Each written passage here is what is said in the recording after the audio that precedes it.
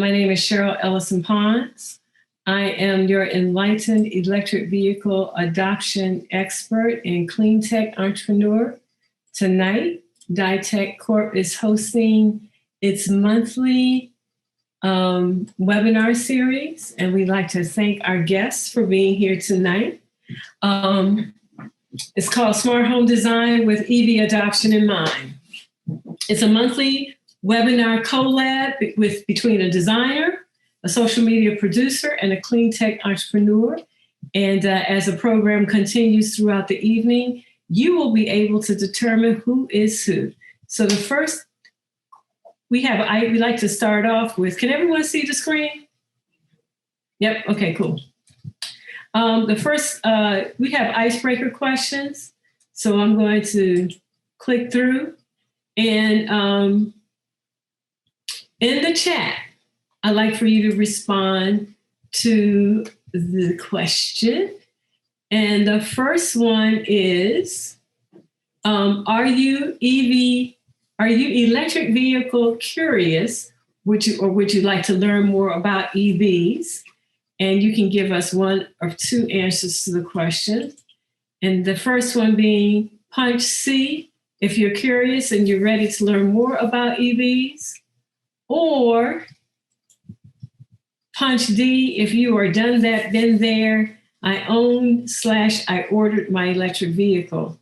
For those of you who don't know, EVs are being back ordered, okay, because of situation with the raw materials as well as the semiconductors that go into the cars. Me, myself, I guess I know what I want. Done that, been there. I've already shopped. I'm just waiting I'm waiting on it to roll out. Okay. So I'm gonna put mine in D. Okay. Next question. Next icebreaker. What was your reality during the recent Colonial Pipeline breach? We have three answers for that. W, I waited in the queue at the gasoline station for times longer than usual. S, I had to search through my zip code and neighboring communities to find a station that had gasoline to sell. And C, I took control of the situation and purchased or started shopping for an electric vehicle.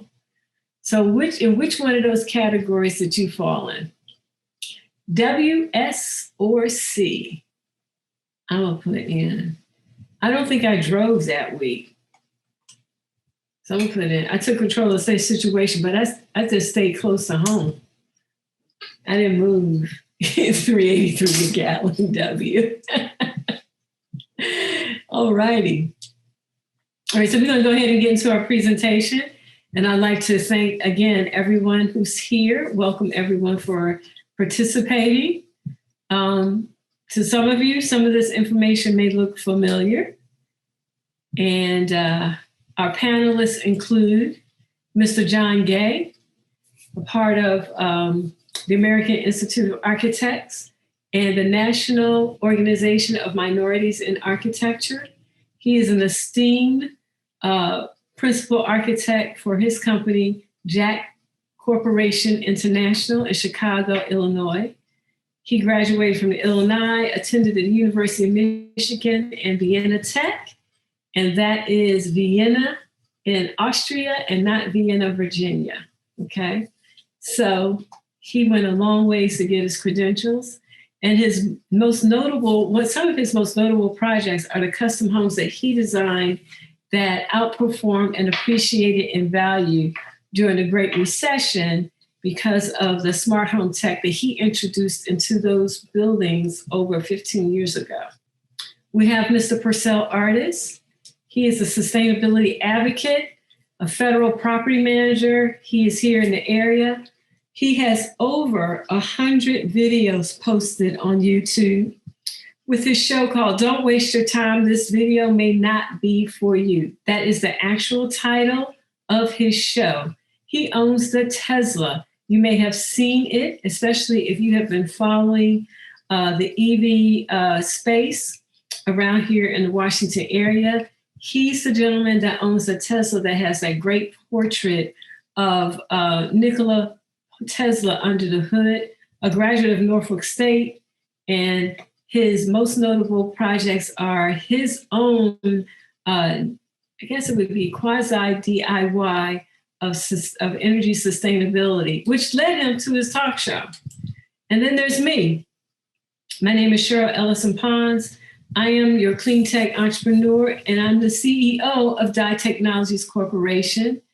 You know, I'm in this space building the electric vehicle infrastructure, electric vehicle charging infrastructure. And I continue to say my most notable projects are the ones that when I installed in wards 5 and 7, the markets they say that would be overlooked because of the demographics. Those were my first customers who wanted electric vehicle charging stations. Also working on some projects in Ohio, and have had some very interesting engagement with Prince George's County Department of Permits, Inspection, and Enforcement. And I basically involved myself in standardizing the standard operating procedures for installing EV chargers in Prince George's County. All right, so John, I'm gonna let you kick it off. So once again, I want to thank you and DieTech for asking us to be a part of your smart design team. Really enjoying the dialogue and exchange of ideas with you, your team, and Purcell. For us as architects, sustainability it's always a question. Is it about being sustainable or is it about LEED? For us, it's actually about advanced, adaptable buildings. For us, it's a core competency. And once we have an opportunity to engage our clients, either A, we find out that it's part of their mindset, or B, it becomes very quickly a part of their mindset.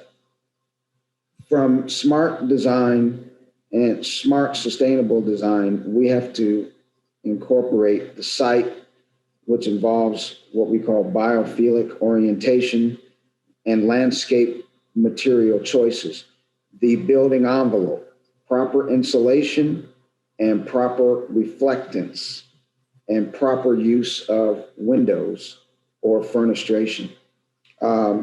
Systems, getting the most efficient system for the home that the client can afford. Clean power and clean water. Finishes are very important because there's an opportunity for us to introduce low VOC or environmentally friendly self-cleaning materials and materials that actually purify the air. In the end, the combination of all of this allows us to create a home that outperforms from the financial standpoint and from the use of fossil fuels standpoint versus just getting a plaque. Mm-hmm. So in the slide that is on the screen right now, you're looking at a 3-story staircase that has 6 skylights at the top of it. And this is in a 7,500 square foot home with one opening at the top that we can actually use to help to cool off the home, as well as bring natural light in, read the newspaper during an overcast day, because the combination of this stair tower plus the 72 windows, we can read, which helps us to keep our electric bills for a home of this magnitude less than $200 a month. Similarly, because of our choice of heating plant, we combined stainless steel boiler that heats the basement slab with 10 tons of cooling. We're able to keep our gas bill down on average across the year of $100 a month. Of course, with the exception of January and February, when we get the what we call the hawk here in Chicago swooping down on us for a couple of months. Next slide, please. What you're looking at here is in the den on the third floor. We've got a high ceiling with clear story windows. Once again, it's letting light in, but I want to draw attention to the fan. So the fan allows us to keep the air moving in this space. So either A, in the winter time, because heat rises, we set the fan to force the air down.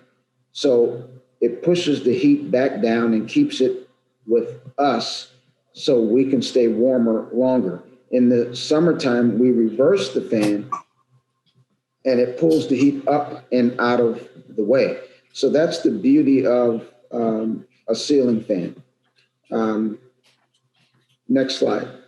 Other options that we can take advantage of and that we have to take advantage of is stormwater management, because number one, you're responsible to keep your water on your property. So we're showing you one of our recent clients. Their place is just about done. And you're looking at the permeable pavers that deal with the stormwater and allows it to percolate back into the soil. We had to do this because the site was so tight. There is no grass at all on the south side of this property. So to be within the guidelines of sustainability and stormwater management, we introduced the use of permeable paving.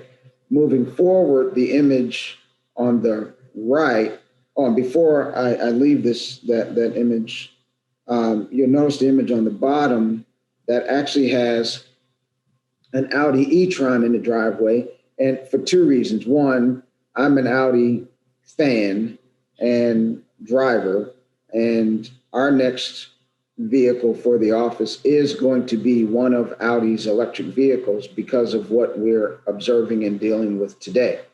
So the image on the right is a retrofit to allow our garage to become an advanced building, meaning you're looking at a solar greenhouse so we can increase our net on, instead of potted plants, everything that we're growing, fruits and vegetables, will be in a controlled environment.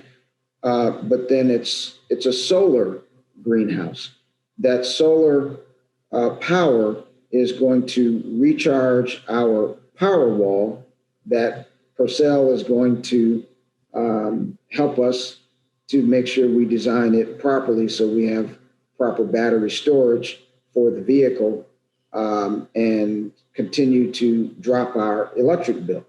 So I instead of talking about the charging stations, I did want to ask you a question though, John, about you were talking about stormwater management. So that's being required for residential? Absolutely. Okay. So this particular property is a 4-unit custom condominium building. Okay.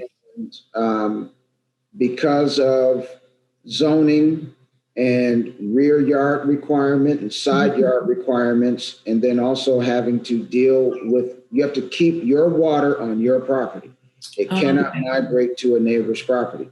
So the driveway is in the south yard setback, and it is between the building and the southern property line. So there is no grass, no ground cover to catch any water runoff that could migrate to the property to the south. All right. Yeah. I thought that was interesting. So what do you think about that e-tron in the middle of that driveway? Well, I will be test driving one very soon. So you know what I think about it. I mean, in the conversations after we get done, I just love Audi. for a couple of reasons. One, technology. Two, always moving forward with respect to safety. Three, their design. And then most recently, they've got their prototype of what they're calling a hub charging station. Okay. I just got pinged by them earlier this week about, similar to what Tesla is doing. Okay. But Audi is calling it the hub charging station. Right. We did some work with Audi. Well, Electrify America. Audi, yes. They're like all under the same umbrella, where they were testing out their. Of course, everyone got an electric vehicle who works for Electrify America, and they were all given Audis. So they're not getting Volkswagens; they're getting Audis. And they're Audis that are wrapped, and so those vehicles are the ones that are going to be used to test everything that's going on in the marketplace. So what I found to be interesting is that it's not just reserved for the marketing people; it's everyone. So the people in finance, the folks who are probably doing back office operations, anyone who has a car is basically being assigned or maybe have even volunteered to make sure the program goes off with them without a hitch. Yes. That's interesting to see. All right. So the next word is another survey question. And I'd just like to know where you are on the real estate spectrum. And we'd like for you to text your answers in the chat. Are you a home buyer or a homeowner? And are you a residential investor? Are you a single family home developer? Press 4 if you are mixed use and or multifamily. And if you're none of the above, please type in your what you'd like to know, what you would like for us to know about you. Okay. So we'll give that a second. We have 5, none of the above. 1 plus 4. Okay. And I'm going to put in a 1 plus 2. Make it interesting. All right. So next up, we have Mr. Purcell Artist. Purcell, our in-house sustainability and real-time expert. You have the floor. Well, thank you, Cheryl, for the invite. And I'd like to thank John and Lydia, Murphy, and Suwash. And if I'm missing anybody, please forgive me. It is a pleasure to talk to everybody about energy sustainability and reducing your carbon footprint. So yes, my name is Purcell, originally from Chesapeake, Virginia, but I'm living here in Waldorf, Maryland. And as you can see, I am recently a YouTuber. I just started this maybe a year and a half ago. I bought my Tesla in 2015. It's a Model S. And I put 26 mods on the car. And when I was doing that, I was videoing most of the mods I was putting on my car. And that's basically how the channel started. And I know the title is unusual, but in today's society, when people say, I just watched this video, I completely wasted my time. So I'm like, yeah, I just basically told you that in the title. But it's more of like a little tease to get people to watch it. So I started to shift away from the stuff I was doing, and I incorporated more EVs and hybrids. And as you can see, I started stretching out at the bottom of the slide there with the 7 Powerwalls in a townhome and 170 solar panels on a home. I've actually just finished recording what is called the combined CCS to 1 Tesla. So it's a different type of charging that you can allow to charge your car, DC fast charging like EV Go. And so I've done mostly all of the cars out there, the e-tron. I'm about to do that. I did the Polestar. I've done just almost every vehicle out there known to man. So it is a pleasure to be here. And let's talk about our next slide. Okay. So energy sustainability. Basically, I started in the energy sustainability game a couple of months before I bought my Tesla. It was a couple of people running around our neighborhood hawking their solar panels, and I was like shooing them away. I wasn't really interested, didn't know too much about it. But one person just kept coming back. So I decided to start to lease my solar panels. And then eventually I ended up buying my EV. But the solar panels are, it's just a entryway to start in recognizing that you will have some energy sustainability, because basically you're not really paying a lot because I'm leasing. I have two bills. I have a solar panel bill, and then I have a regular energy or a electrical bill. And because I'm leasing, my bill is almost split in half, but because I have solar panels, my energy bill is actually much less than it used to be. So I think for me to talk to anybody about energy sustainability first, you might want to just start looking at solar panels, because that is by far the cheapest way to go. What you see on the screen is my Powerwall, which is energy or storage backup. And I'm just absolutely over the moon with the Powerwall, because the Powerwall is by far, I love it. In our neighborhood, we lost power last year. The only house on our street was lit. That was mine. It was my house. And my neighbor across the street was peeking through his blinds. And he told me the day after, he said, "How in the world did you manage to have power for an hour and 28 minutes? And I'm sitting in the dark looking at your house." And I said, "Well, I have the Powerwall."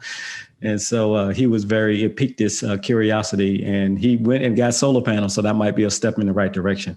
But I do want to tell you that having solar panels, you will lose power. I mean, solar panels are just getting power from the sun. It doesn't really have anything to do with electricity. So that's a lot of misnomer that people think that because they have solar panels that you are safe in case there's a thunderstorm. We had a bad storm last night. Again, I was down in the basement, so I have no idea if we lost power or not. But I can whip out my phone and I can just take a look at it. And I'm like, yeah, I'm off the grid and our neighborhood is dark. I mean, it's kind of bad to say it that way, but it's peace of mind. I served 21 years in the military, and I know how it feels to be deployed.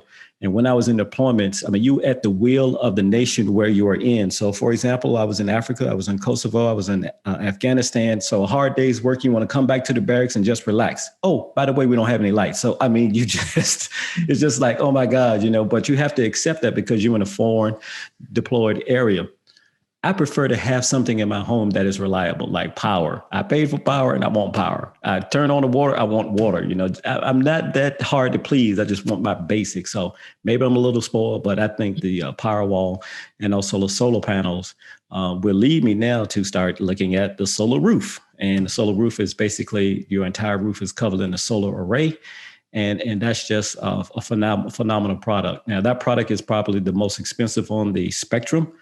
Because every roof is built differently. You have dormers, you have different complications. So there's no set price looking at a solar roof, but it is very expensive. And I wanted to show, can you see that right there? If I hold it down just a tad, let me see if I can get this just correct. You see that? You kind of see it. I know it's fading because it's a black screen. But right now, I'm off the grid. You see that yellow is the solar panels. I'm powering my house. I'm off the grid right now. So the solar panels are powering my house. My AC just cut on. So at the bottom, I know it's tough to see. I'm trying to hold it just right, is my house. And then it's my solar panels is at the top. The Powerwall is at the bottom. And all of that power and energy is going to my house. But if you look on the far left-hand side or the right-hand side, that is the grid. And I'm off the grid right now. I know it's tough to see, but it's kind of cool because you don't even know that you're off the grid. I mean, unless you look at the app and it's like, I'm off the grid. So my Powerwall is performing great. And because of that, I have a 3,000 square foot home and my electrical bill is right around $20. So Purcell, your power went out yesterday? I don't know because. Well, the neighbor's power went off. Well, let me just look right now because I do have backup history on my phone. And no, we did not lose power yesterday, but there is a little thing on the phone that tells you when your neighborhood has lost power. Okay. And that one incident I was telling you about, July 22nd of last year, it was down for an hour and 28 minutes. But if you live in an area, especially in PG County, which is Prince George's County, if you're not familiar with that, you tend to lose power quite often. I mean, a good strong wind will you're out of power. And so this would tell you when you are basically using your Powerwall, your Powerwall power, and it's a backup history. But again, you don't know that because the lights don't flicker. It's just automatic that, you are using a battery. So it's phenomenal. Right. Okay, enough about that.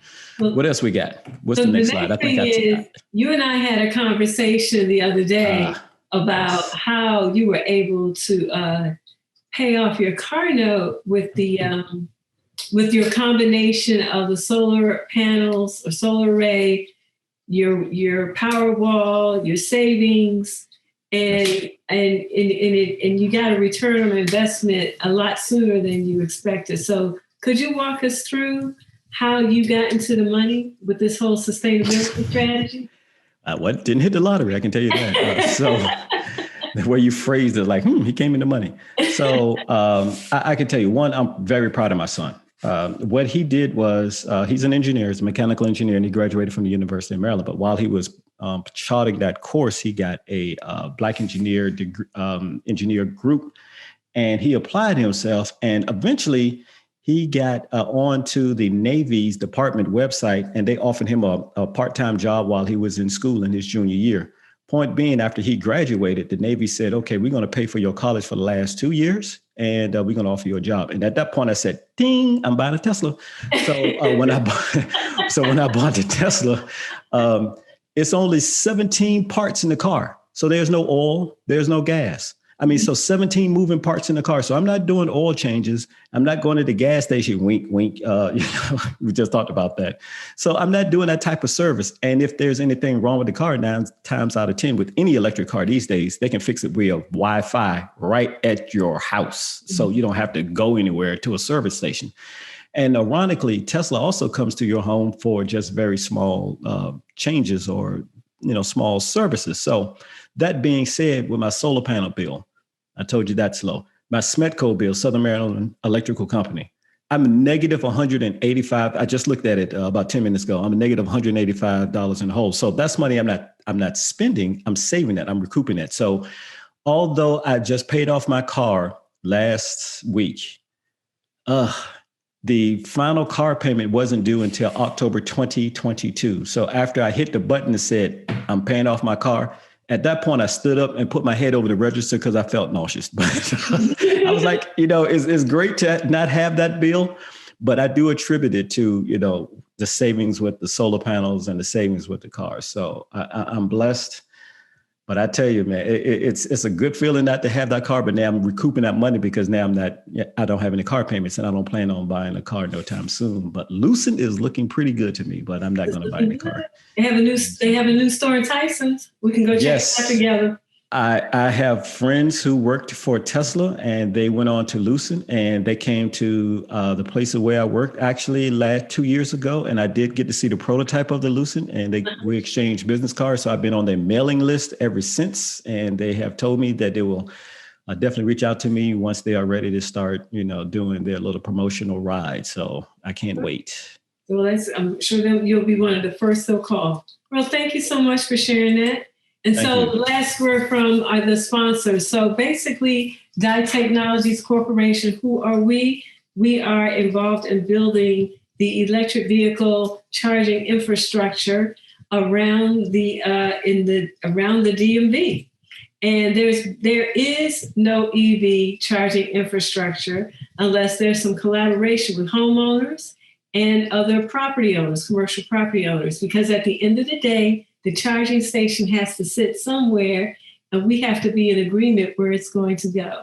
So we reach out very seriously to the real estate community, and we do a lot as far as advocacy and also educating those markets, whether they be homeowners, real estate developers, parking lot managers, asset managers, even architects, in order to make certain that first they understand what EV adoption means and what's going to happen in the next, that was 8 years when I started. It was the next 10 and 9 years, and it was the next 10 last year. And in light of everything that has happened, that trajectory may even be a lot faster than we had originally anticipated. So that's who we are. And we'd love the opportunity to work with you on your projects and supply, and if need be, install EV charging stations at your site. Okay, so we basically are hosting these events to work with the builder market. And one of the things we talked about earlier is the easiest ways to get into the smart home game. John talked about stormwater management, and well, he didn't say that putting the e-tron on the pavement would be a part of that, but it's like a combo effect, right? And then Purcell talked about, his entree into the smart home game was installing his solar panels and then adding different components to that, and ultimately at the end of the day, he gets to power his car for free. And we call that an arbitrage, because you don't pay anything for sun energy, and all that energy is going straight into his car. And that's fantastic. And just like they teach you in business school, you want arbitrage because it's pure profit, and you can take that money and spend it somewhere else. He bought his Tesla, and now it's paid for. So there you have it. But you can get in a smart home game for less than $700 a unit, plus installation costs. And there is bulk pricing available for developers who want to install residential units into the homes that they build, or townhomes. And we are having a special tonight. And so, Suresh, could you put the link in the chat for the webinar special, please? Okay, so you can buy now, or you can wait till the end of the presentation. So basically, you probably, if you've been around here in the area or around the country over the last 2 weeks, you know that we are at a crossroads. About a week and a half ago, President Biden was enjoying a joyride. It was him driving it and not a Secret Serviceman. He was taking a Ford F-150 Lightning for a spin. That vehicle will be available, I think, the latter part of the summer, or it's a 2022 model. And everyone's all excited, because one of the things I didn't know was that the F-150, not only is it the working man's vehicle, but it is the #1 selling vehicle in the USA. And that explains why I see all the F-150s when I'm driving down 95 to go visit my family. All right. So, and Ford, just like it did with the Mustang, it's electrifying all its top sellers. And it's something that everyone should know, that, a little more than 100 years ago, Ford Motor Company introduced the Model T mass production, and 100 years later, they're basically showing, including Elon Musk, they still in the game. All right. So what's it like to be 100 years old and just still crushing it? Well, you know what? We can ask Ford Motor Companies. And so we're at a crossroads, because this is a time where folks get it. When the president drove the F-150, they got that electric vehicles are not just, some futuristic idea or notion or expensive car that may not be practical to the average person. It was demonstrated that it will have a usefulness in our daily lives throughout the country, right? So you can do this and get on the bandwagon with electric vehicles, and you can do this. And these are the other vehicles, electric vehicles, that are going to be coming out within the next 6 months to a year. This one right here in the middle is the Lucid that Purcell mentioned. There's the Rivian. There is the Lyric that you've seen on commercials with Cadillac. This is the Jeep Hybrid. That's the one I'm holding out for. And there's the F-150 again. So these are some of the more popular ones, and there's the e-tron again. But the thing is, you must note that what the traditional manufacturers are doing, they have brands that they've expended billions of dollars to, and they're not scrapping them. What they're doing is they're electrifying and improving upon the models. So you can go electric, or you can continue to deal with what we experienced over the last 2 weeks. And at some point, all of us are going to have to decide when enough is enough, right? One of the things that had not been spoken about was the fact that OPEC, about 2 weeks before the Colonial pipeline situation, had already announced that they were going to curtail production of crude oil, and mainly because they want to make up the money they didn't make last year. So, at the end of the day, the cartel's going to have us beholden some kind of way. So they eased up on us last year because no one was driving, but they knew that as soon as Memorial Day rolled around, Americans are going to want to hit the road. And fortunately, 2 weeks before that, we were given a taste of what that could look like before everyone took off for the holidays. So it says here, petrol stations across the southeastern U.S. experience long lines. I picked this off of YouTube. And the one thing I wanted to say, I saw this video online, and it was produced by the UAE. So they just wanted to remind all their folks in the Emirates that Americans love our crude oil. So we might have to start doing something different. All right. And how are we going to do that? Well, part of doing something different is incorporating electric vehicle adoption in a smart home design. And what's the benefit of instituting that if you are a single family home builder? Well, most importantly, it's going to enhance your brand in the marketplace. You will be able to future-proof the home for asset appreciation. I recently read in an article that the average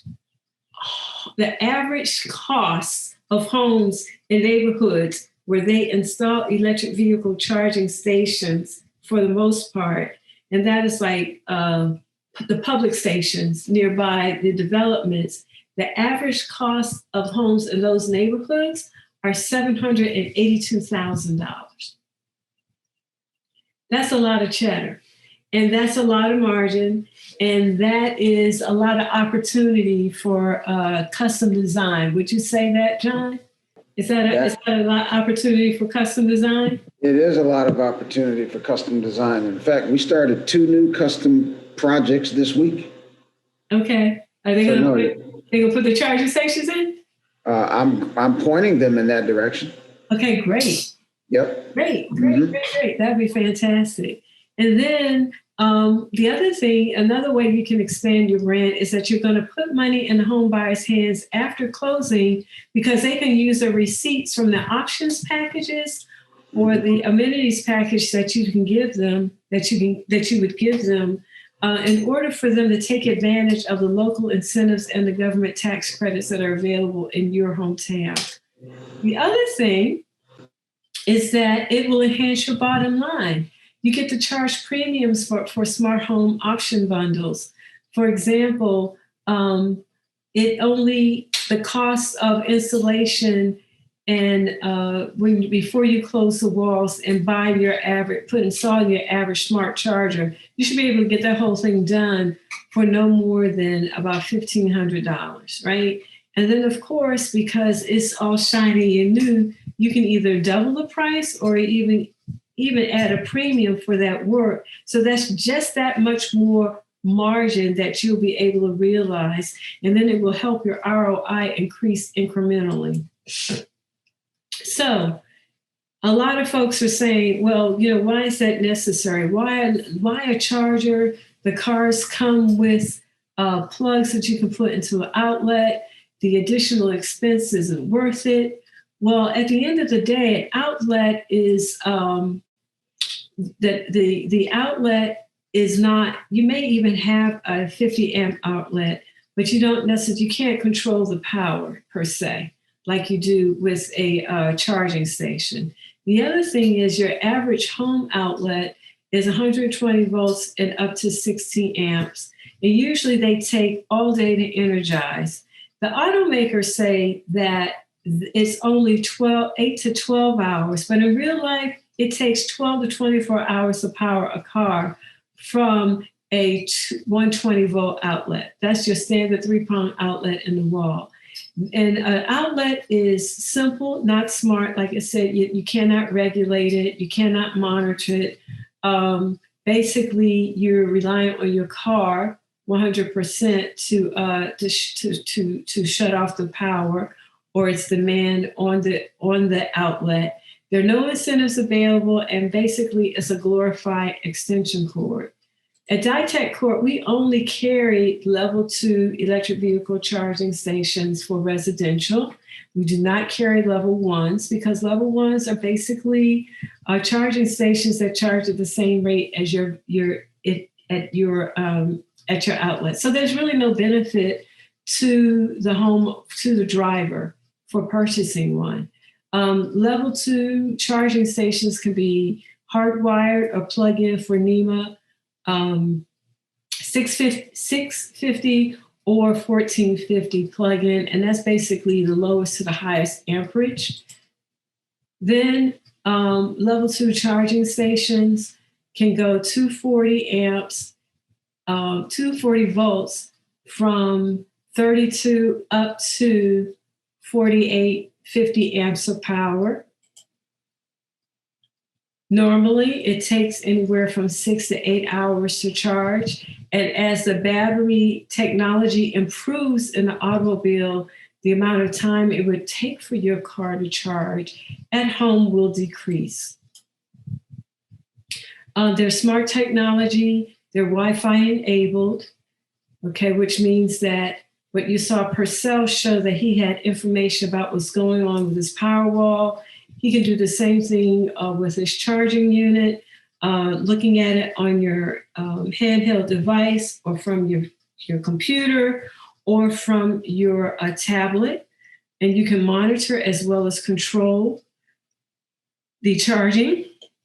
And some EVs provide reverse power, whereas the power can go from your car and back into your home for the purposes of keeping the power on for a short period of time. It acts in a temporary situation, not like the power wall, but in a temporary situation, it acts very similar to that of a power wall. And long enough to keep the power on, long enough for you to find, if necessary, I guess, to find the candles. If you don't have a power wall, find the candles and the flashlight if necessary. All right. And also there's demand response capabilities. In some jurisdictions, your utilities may have incentives for you to use your charging station when demand is the absolute lowest, and that's usually at night or late at night. And they will give you a very, very, very, very favorable rate for the electricity that you use at that point in time and day. And finally, the level 2 EVCSs, level 2 electric vehicle charging stations, the incentives plus the tax credits ultimately equal savings. Okay, so tonight you could take advantage of purchasing an LX juice box, 240 volt charging stations rated for 32, 40 amps, and 48 amps. And I will say that the 48 amps are completely sold out. If you were to go to the NLX website, it'll say that they are sold out of 32s, they're sold out of 40s, they're sold out of 48s. But I can tell you that with resellers like Dye Technologies Corporation, they maintain inventory for us. However, the 48s are having, because of the demand, they're having a very hard time keeping them in stock. And they haven't been in stock for over 2 months. All right.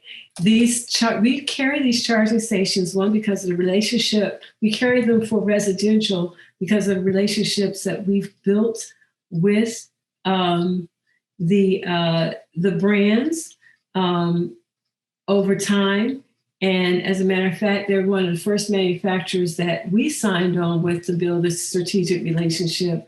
I just love the way they communicate with us. We're a small business. They're all the way in California, and they treat us like we're Walmart. So like we are a big fish in a big pond.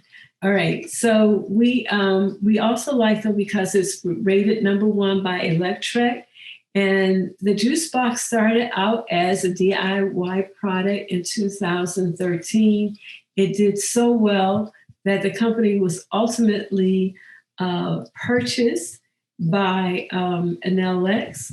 And now we have this sleek aesthetic model. And it's a charger that meets the needs of most drivers. It's a 3-year money-back guarantee, simple to install by a licensed electrician. It's not a handyman special. You want an electrician who can get the permits to install to ensure the safety and reliability. You can have it installed indoors, out, in a garage, a carport, or a parking pad. And these are the things, the facts about an LX that you should know. More power, features, more features for less money than its top competitor, the ChargePoint Home Flex. And a couple of things that we really like about it is the fact that it has the, you can lock the rack, you can lock it in with the rack, and you have the shared load. So if you just so happen to be someone like Purcell, you might end up with another electric vehicle in your garage. You can put 2 charging stations on the same circuit, okay? And with all the other brands, they are not designed for a shared power. So both cars will be able to charge overnight.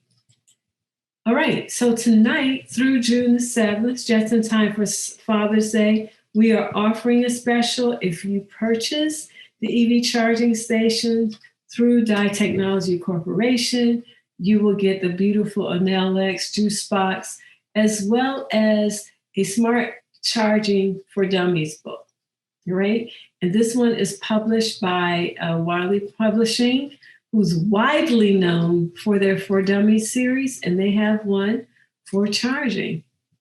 In addition to that, we are offering a special pricing. NLX right now is carrying everything at retail, but we're knocking all the pricing down by at least $20 to $25. So you get an extra bonus. And don't forget, because of the incentives, you might end up getting this being net $0 out of your pocket just for your charging station. No one goes home empty-handed. We have a swag bag, all right? So, you already put it up there. Could you also add the link for the swag bag? What's in the swag bag? 10 moves towards your new EV life. It's basically a primer on the things that you can do to get ready to make your transition into becoming an electric vehicle adoption owner, an electric vehicle adoption expert yourself, but also an EV owner. And Purcell, would you say that there was a bit of a transition for you when you first bought your car? It was a learning curve, yes, but it wasn't difficult. But it's just a slight learning curve. A slight learning curve, right? So it's not like just hopping in a car after you get your life. A gasoline car. A dinosaur juice drinker after you get your license. You can't do that. You do have to make some adjustments. The Scudock River passive house case study, and this is a case study in which a couple own a smart home in the Scudock River. I think it's if I'm not mistaken, I want to say upstate New York. But it's very interesting. There's a link for that. And also we provide a link for all the incentives that are available regionally around the DMV. So if you buy now, we have it posted, the webinar special page, as well as the digital swag bag. So that's available to everyone. And As far as the Q&A, we're done as far as the presentation goes. So we have Q&A. Do we have any questions out there in the audience? Okay, I'm gonna go ahead and pump it up a little bit. I'm gonna start with Purcell. You stated that initially your smart home design began with the installation of your solar panel. And now you have the power wall. If you were to build a house right now, what would be the next, or you add on to the house that you live in, what would be your next move as far as smart home design? If I had to build a house, I wouldn't have the builders put a roof on it. I would have a solar roof on the house. Okay. With a couple of power walls. I'll go in that direction. Mm-hmm, mm-hmm, mm-hmm. And of course, charging for an electric car. So okay, yeah, cool. That's what I would do. All right, cool. And John, if you were to add one more feature to the Chicago Castle, what would it be? Well, we have the solar greenhouse coming, mm-hmm. but they have improved the technology of heated floors. Okay. And hot water is the most efficient way to heat. So I would spend a few more dollars, mm-hmm. and I would put the heated floors on each level. So, speaking of heated floors, can you use an electric furnace for heated floor? Is that better for gas? Well,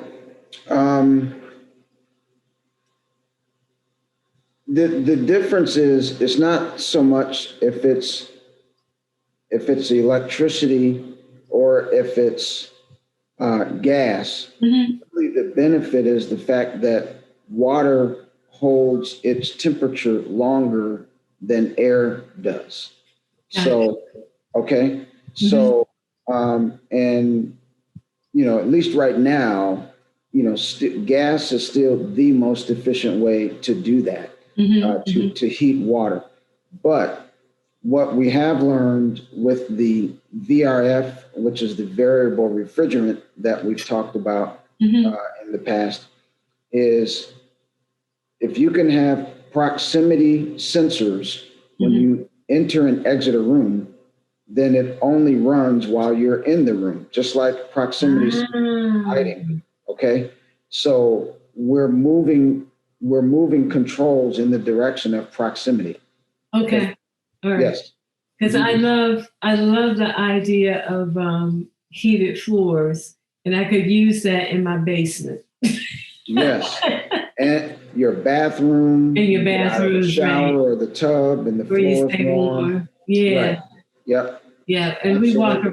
we walk around the house barefooted. So, mm-hmm. But that basement is some kind of cold down there. Yeah. All right, cool. That's a nice one. What would I do? I would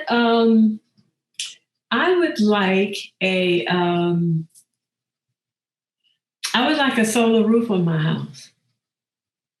And of course, I probably just do the trifecta, the solar roof, the power wall, and the charging station. But I also like to do something smart with stormwater management also. Like right now I have a flower bed that's basically a marsh. And since it catches that much rainwater, I like to put an interesting feature out there, as opposed to it just kind of flooding and then the water being washed away and going into the creek or whatever. So just like a demonstration project. It's not necessary, mm-hmm. but it'll be something nice. I think that would be something I'd like to do. Okay. Mm-hmm, mm-hmm, mm-hmm. All right, cool. So do we have a question? Murphy, do you have a question? No questions. Okay, great. All righty then. So I would like to thank Murphy for subscribing to my channel. Oh, great. I just got an email notification. So thank you, Mr. Gay. I appreciate it. Hopefully your father will fall in his footsteps too. Well, thank you. No, seriously, thank you. It really means a lot. I mean, it just shows that we was talking about the solar roof, and I'm not going to keep just 2 seconds or 2 minutes if you don't mind, Cheryl. Mm-hmm. When I did the solar roof show, it was 2 episodes. And me being a mass communication major, I kind of forgot the gravity of doing something like that. Mm-hmm. So I knew the guy, and we had a very good relationship, and we were just laughing and giggling, like, we standing outside for over an hour looking at a guy's roof. I mean, that was just hilarious to us. But that video went literally viral. I mean, I was getting emails from people in Australia who suffered the very burning fires of the marshlands a year or so ago. And they said it was out of power for a long period of time. And, how can I get one? And the company's not over here yet. This is great. And then people from Houston was like texting me and emailing me. So it was really cool just to just do that and just see the gravity. And those 2 shows have been like my most popular shows that I have. It's close to over 10,000 views right now. So thank you, Murphy, and anybody else who wants to subscribe. It really means a lot to me. I'm not one who wants a lot. I don't even want any revenue from YouTube. I just think if I can just help somebody understand, like in my terms of what energy sustainability is, it would just help somebody along the way. So again, thank you. Well, it's really, the work that you do is really important, and that's why I'm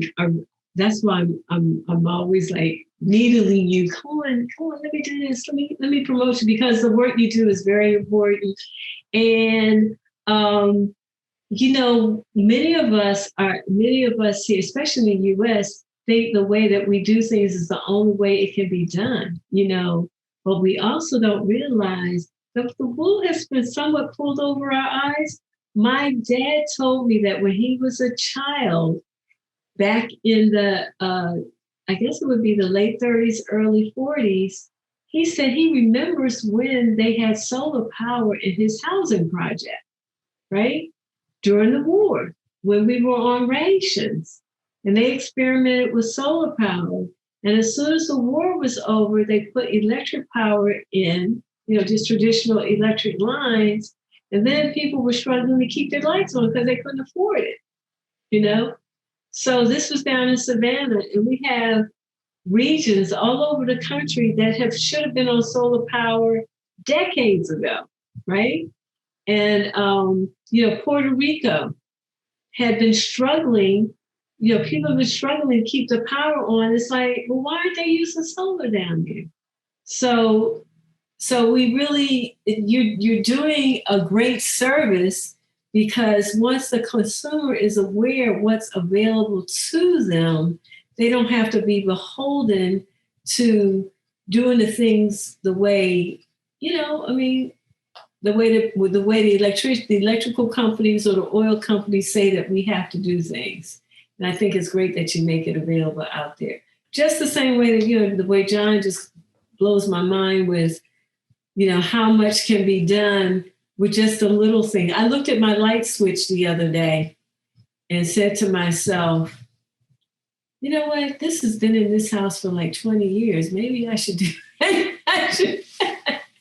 I should use some of those proximity switches you were talking about, so that when we walk in the room, they automatically come on, and when we leave, they automatically shut off. We do have some electric eyes, but they're not, we don't have LED lighting or anything like that. Well, I take that back. I changed my chandelier lights to soft LEDs. So, every little bit helps. So anyway, that pretty much wraps it up.